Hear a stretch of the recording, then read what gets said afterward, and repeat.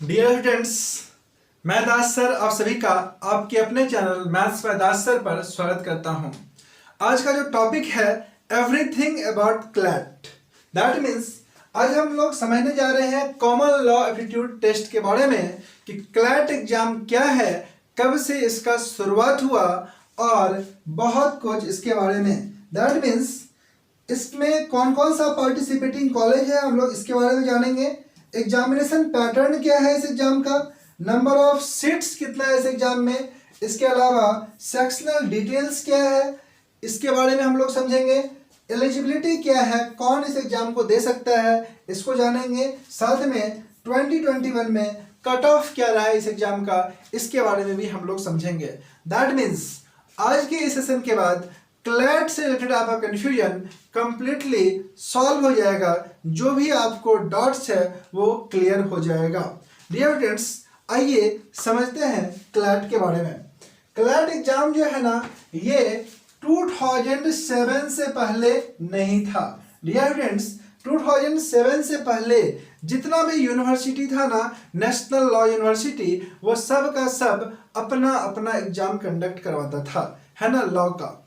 तो लॉ का जो एग्जाम अपना अपना कंडक्ट होता था, तो प्रॉब्लम क्या होता था, जितने भी कॉलेज है सब अपना अपना जो है सो क्वेश्चन सेट करते थे, क्वेश्चन का लेवल डिफरेंट हो जाता था, सभी स्टूडेंट्स क्वालिफाई करते थे, है ना। एक ही स्टूडेंट्स तीन तीन चार चार जगह से क्वालिफाई कर जाते थे, लेकिन एडमिशन तो किसी एक ही जगह होता था।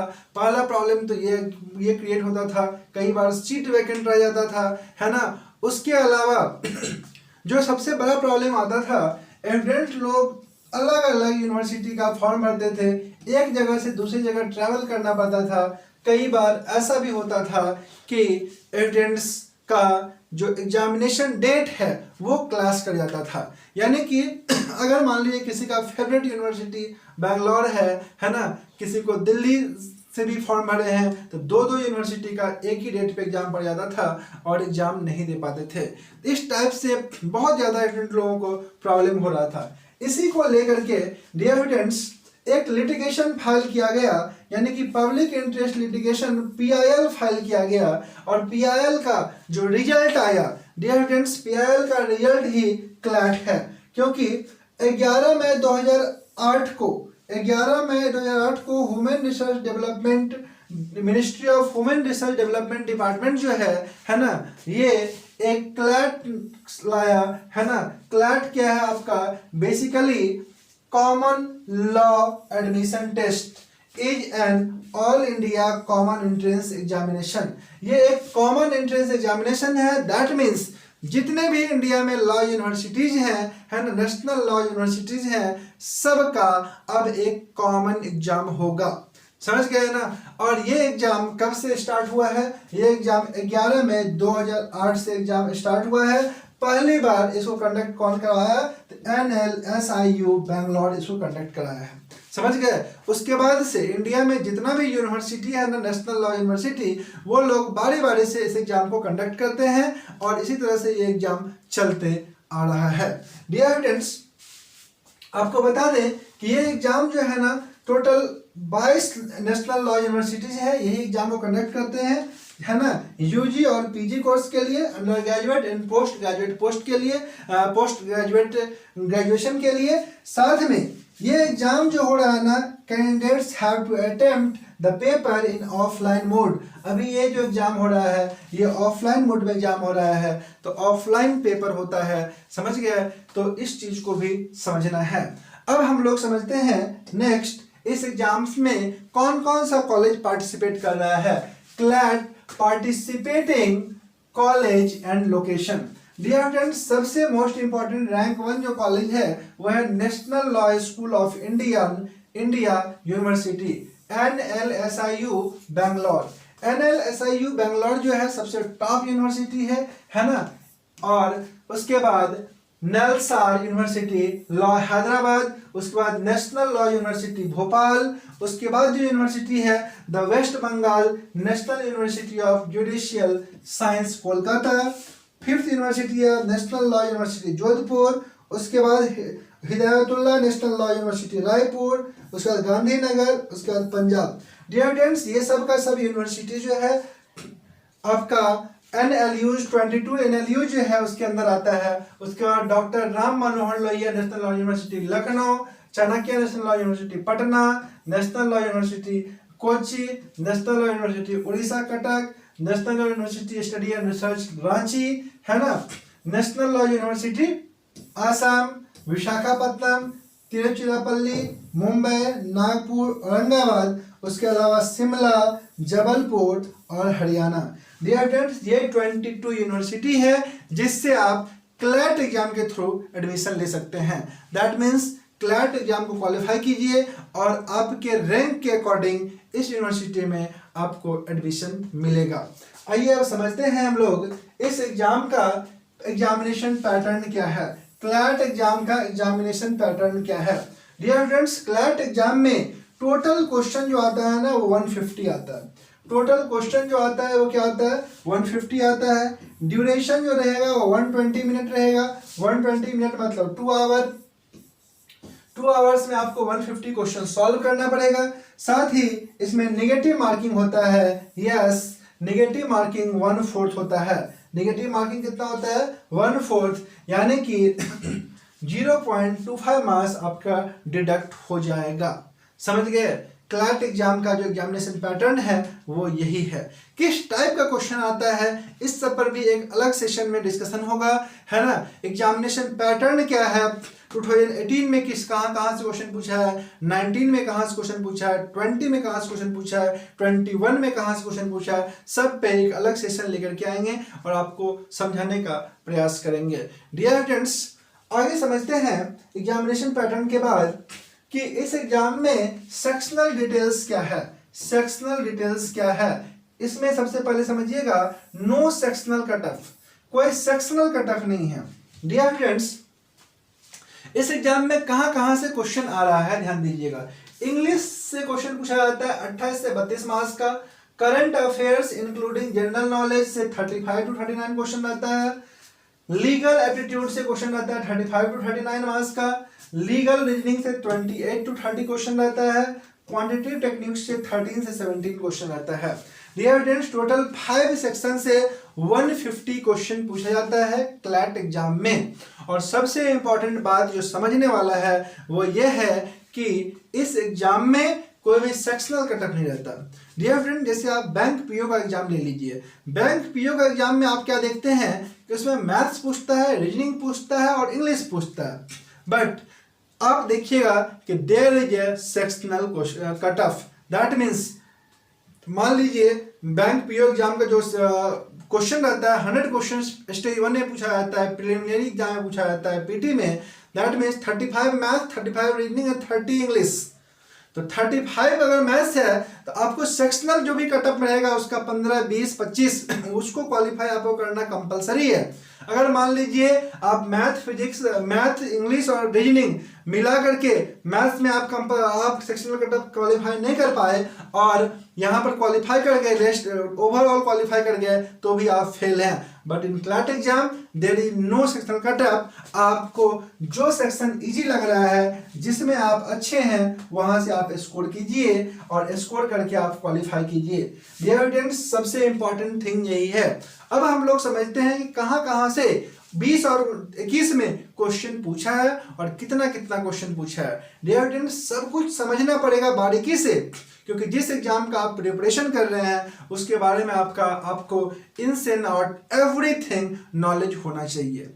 क्योंकि अगर आपके पास नॉलेज सही नहीं रहेगा ना, that means you are unable to make a good strategy. आपका स्ट्रेटेजी और प्लानिंग सही नहीं बनेगा, और without strategy and planning these types of exam you can't qualify.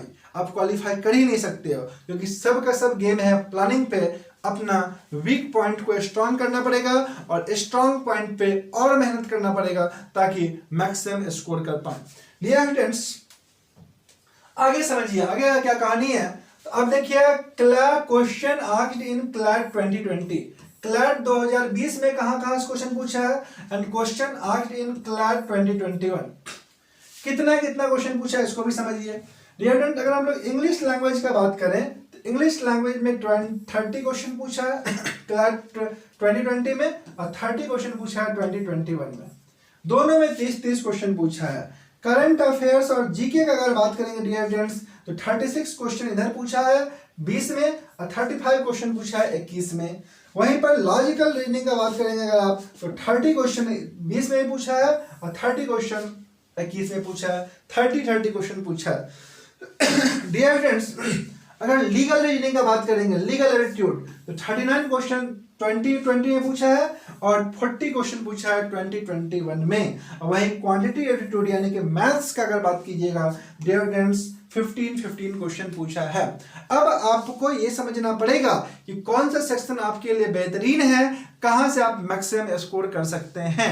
Dear friends इसमें जो सेक्शन होता है मैथमेटिकल वाला quantitative techniques one of the scoring section है and legal reasoning is also one of the scoring section, but the most important part is your understanding level। किस level पे आप practice किए हैं, किस डायरेक्शन में आपने पढ़ाई किया, ये बहुत ज़्यादा इंपॉर्टेंट रोल प्ले करता है। अपकमिंग सेशन में डियर फ्रेंड्स जो भी लीगल रीजनिंग क्वालिटी एप्टीट्यूड्स पर भी आपको कुछ वीडियोस मिलेगा जो कि अपने आप में बेहतरीन होगा।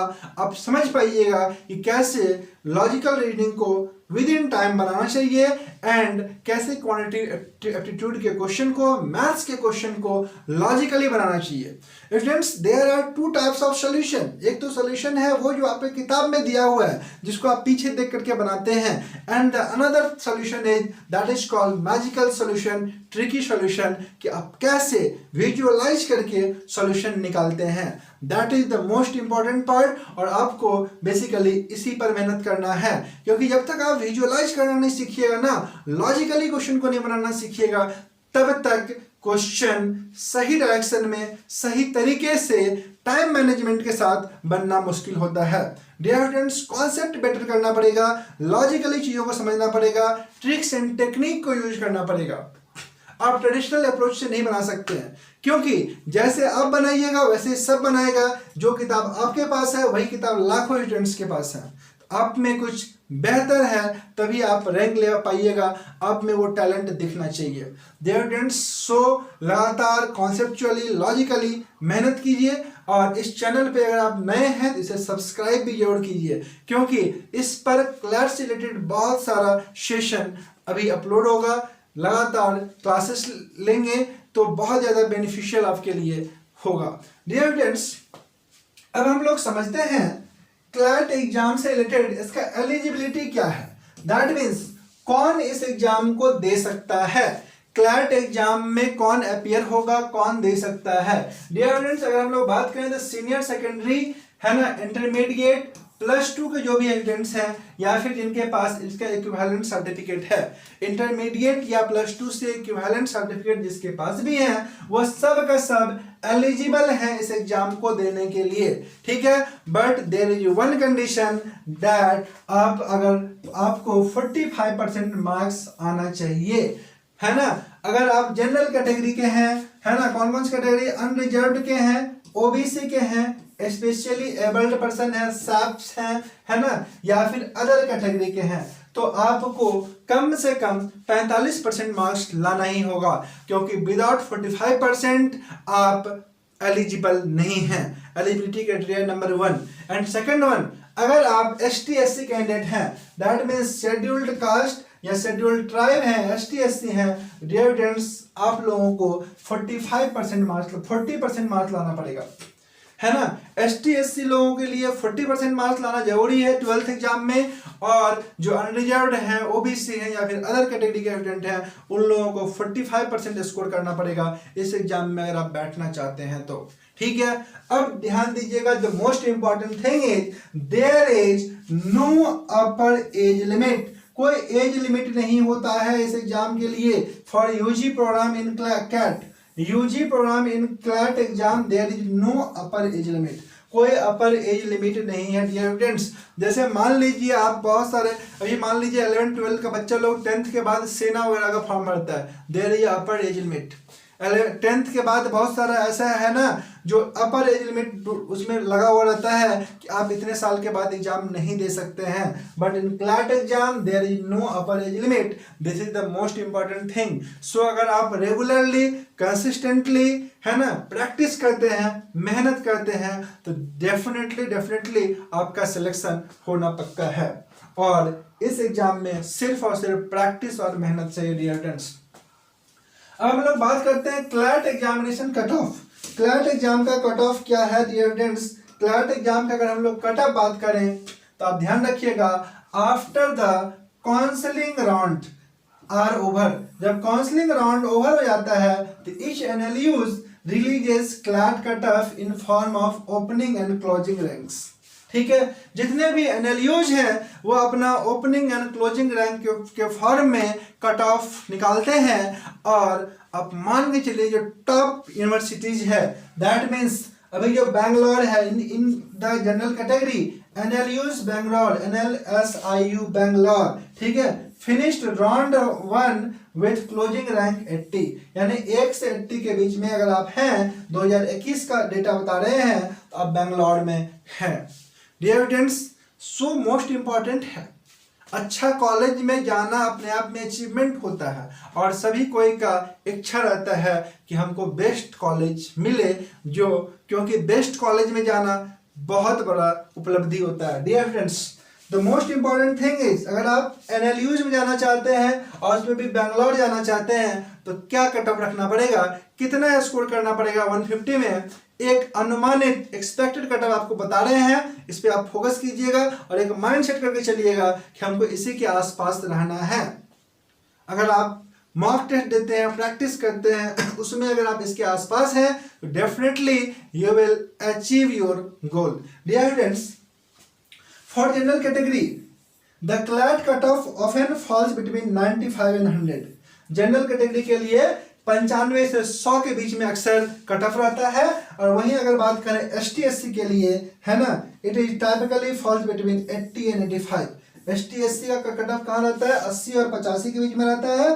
But according to the studies from the previous year, the CLAT cutoff for top 3 universities anticipated to the range of 100 to 105।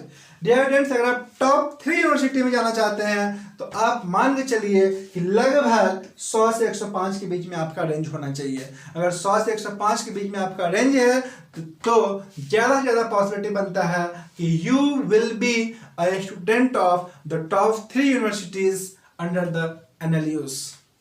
समझ गए? NLUs का, नेशनल यूनिवर्सिटी का, जो भी 22 यूनिवर्सिटी है उसमें टॉप यूनिवर्सिटी में आप रहिएगा अगर आप 105 के आसपास रहते हैं। But and for the top 5 NLUs, top 5 law university में expected range 90 to 95। 90 to 95। Dear friends, ये कट ऑफ आपका होना चाहिए अगर आप यूनिवर्सिटीज में जाना चाहते हैं। तो आज का जो सेशन था ना, इसमें हम लोग कट ऑफ के बारे में भी और डिटेल में डिस्कशन किया जा सकता है ना। एक हम लोग सेशन लेकर के आएंगे जिसमें अलग अलग यूनिवर्सिटी में क्या कट ऑफ रहा उस पर बात करेंगे, है ना। और एक पॉइंट छूट गया, that is the total number of seats. Dear friends, total number of seat अगर अप्रॉक्स बात करें, है ना, अप्रॉक्स अगर हम लोग बात करें, इसमें टोटल ऐड कर देंगे, टोटल सीट, है ना, ये टोटल सीट है अप्रॉक्स, तो इसमें आएगा 2600, है ना, लगभग 2600 सीट है ना, टोटल सीट है क्लैट के अंडर। समझ गए? इसमें पीजी के लिए, पीजी स्टूडेंट्स के लिए अलग है, यूजी के लिए अलग है, अदर प्रोग्राम के लिए अलग है। डियर स्टूडेंट्स, जैसे हम लोग बात करें बेंगलोर का, नेशनल लॉ यूनिवर्सिटी बेंगलोर का बात करें तो उसमें 120 सीट है ना, यूजी के लिए। तो इस टाइप से सीट का अलग अलग बंटवारा है ना, जिसको हम लोग एक अलग सेशन लेकर के आएंगे जिसमें हम लोग बात करेंगे इन सभी सीटों पर। तो ओवरऑल आप मेहनत कीजिए, लगातार मेहनत कीजिए, प्रैक्टिस कीजिए, सफलता जरूर मिलेगा, क्योंकि मेहनत करने से डेफिनेटली सक्सेस मिलना ही मिलना है। और ये जो पढ़ाई है ना क्लैट का, इसमें रेगुलर प्रैक्टिस मांगता है। डियर फ्रेंड्स, नेक्स्ट सेशन में हम लोग कुछ इसका जो सेक्शनल कट ऑफ से रिलेटेड जो डेटा है उसको आपको बताएंगे, क्या है, आपको किस अनुसार स्ट्रेटेजी और प्लानिंग करना चाहिए, प्रिपरेशन करना चाहिए, साथ में कौन कौन से सेक्शन से किस ईयर किस किस टाइप का क्वेश्चन आया है उस पर भी हम लोग चर्चा करेंगे। साथ में अगर आप और कुछ जानना चाहते हैं NLUs के बारे में या फिर क्लैट एग्जाम के बारे में तो आप हमें जरूर कमेंट में बताइएगा, उस पर भी एक न्यू सेशन लेकर के आएंगे। Dear students, thank you all of you for watching this session and all the best for your exam. Keep on practice, लगातार मेहनत कीजिए, सफलता जरूर मिलेगी। Thank you.